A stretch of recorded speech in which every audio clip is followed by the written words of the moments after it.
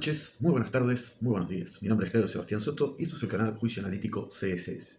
Bueno, vamos a arrancar con el caso de Lysenko y lo que podemos llamar la guerra biológica rusa, una historia de política y ciencia. O sea, si vamos a una breve introducción, podemos decir que la Unión Soviética tuvo una gran influencia en el campo de la biología durante el siglo XX y una figura clave en la historia fue Trofim Lysenko, un agrónomo ucraniano que se convirtió en una figura poderosa en la Unión Soviética durante la época de Stalin. En este video vamos a explorar el caso de Lysenko y cómo sus creencias y prácticas influyeron en la guerra biológica rusa. La era de Lysenko. Primero vamos a presentar a Trofim Lysenko y su origen como agricultor. El caso de Lysenko es de 1829 a 1976. Era agricultor, un pseudocientista y un biólogo reconocido por su metodología que muchos calificaban como aberrante, pero su profesión real termina siendo la ingeniería agrónoma. Sometía a las plantaciones, a las semillas y cultivos a climas extremos bajo la creencia que así éstas se fortalecerían y buscaba hibridar las semillas de los tubérculos.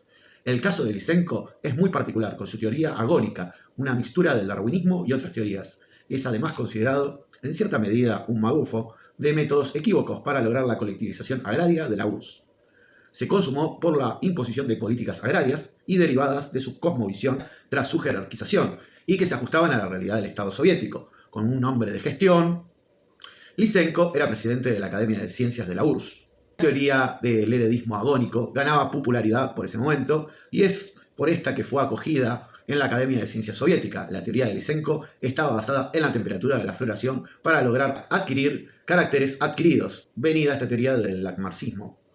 Igualmente, esto, en cierta medida, allanó el camino y de manera incipiente hacia el conocimiento completo del fenómeno que hoy llamamos vernalización, que tenemos actualmente.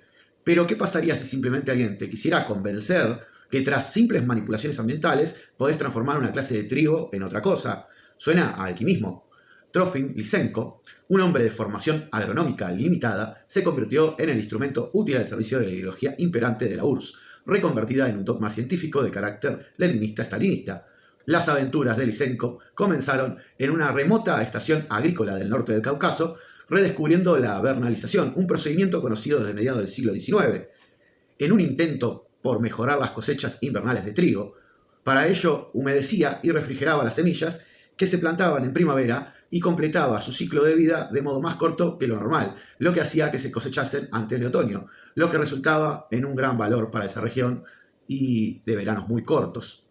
El caso de Lysenko es relevante ante la politización de la ciencia, es decir, una conversión de la ciencia en algo que pueda ser más juzgable, como esencialmente contrario a su propia naturaleza, algo así como cuando la ciencia se transforma en un dogma que se ajusta a la política de un gobierno y un estado totalitario. Lysenko redescubría una teoría, como mencioné anteriormente, ya existente en el siglo XIX, y aseguraba que esta teoría podía elevar la duración y el rendimiento de las plantaciones. La política soviética y la ciencia, explorar ¿cómo podemos hablar de la política que influyó en la ciencia durante la época de Stalin? La ciencia de Lysenko creció gracias a Stalin, una ciencia como verdad que se ajusta a las condiciones de un régimen imperante soviético, pero aún tras la muerte de Stalin, líderes como Khrushchev seguían apoyando estas teorías, y la cúspide de su éxito se basó en un congreso celebrado en el seno del Partido Comunista. Tanto así que el régimen afirmaba que las prácticas de manipulación ambiental eran las adecuadas para elevar la duración de las plantaciones, negando la existencia de hormonas, vegetales e incluso enfermedades víricas de las plantas o la consecución de la hibridez a través del maíz adquirida por Estados Unidos. A nivel ideológico, el lysenkoísmo venía a apoyar los postulados supuestamente marxistas acerca de la moldeabilidad de la naturaleza humana más allá de lo que se impusiese a la herencia genética. Por otro lado, era evidente que de triunfar estas aplicaciones prácticas en una de sus tesis, o varias de sus tesis, solucionarían el problema de desabastecimiento alimentario que sufría el pueblo soviético en ese momento. Si discutimos cómo Lysenko fue respaldado por Stalin y cómo esto afectó a la comunidad científica, Lysenko fue respaldado por Stalin tras las publicaciones pseudocientíficas que eran mera propaganda de alcance popular, es decir, el tipo era un publicista apoyado por los medios que decía tener descubrimientos y llegó a convertirse en la única voz autorizada para hablar de ese campo disciplinar científico, comprendiendo por la ciencia agrícola.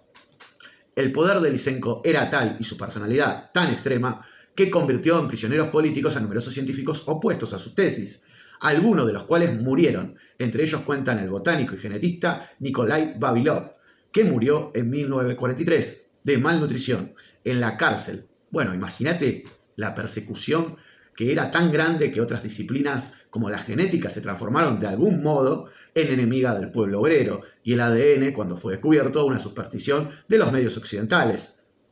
Tras la eliminación del culto al líder y el proceso de desestalinización de la sociedad soviética, empezaron a colarse las críticas a las ideas de Lysenko, pero este ya había permeado en duración como la autoridad moral y científica calificada por un periodo de duración entre 20 a 30 años. La guerra biológica rusa. La ideología de Lysenko llevó a la creación de patógenos y pesticidas que causaron un daño a la población civil y un daño ambiental.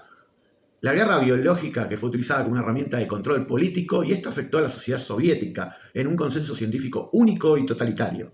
Las consecuencias de las políticas de Lysenko. En el caso de Lysenko, sus políticas afectaron negativamente a la agricultura y la salud pública. En la Unión Soviética hay casos de víctimas políticas a mano de Lysenko, y cómo este afectó a la sociedad soviética, incluso a la comunidad científica soviética.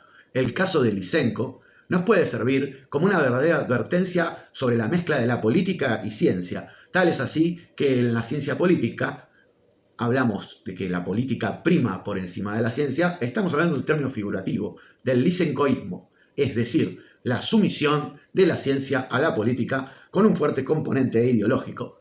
A modo de conclusión, podemos optar por estudiarlo para comprender la importancia de la transparencia, la ética en la ciencia, incluida la política. El caso de Lysenko sigue persistiendo hasta hoy en día y podemos aprender de sus errores para evitarlo. Esto va tanto para ideologías colectivistas como individualistas. A mediados de la década del 70, sus teorías ya habían sido desacreditadas por el propio régimen soviético. Bueno, a modo de breve resumen, espero que te haya gustado este video, espero que entiendas la importancia de este personaje histórico y que podamos hablar sobre este tema. Déjame comentarios en la cajita de comentarios. Aprovecha para poder dialogar con tus allegados sobre este tema, divulgar este video, compartirlo por las distintas redes sociales y al mismo tiempo darle me gusta. Nos estamos viendo. Hasta luego.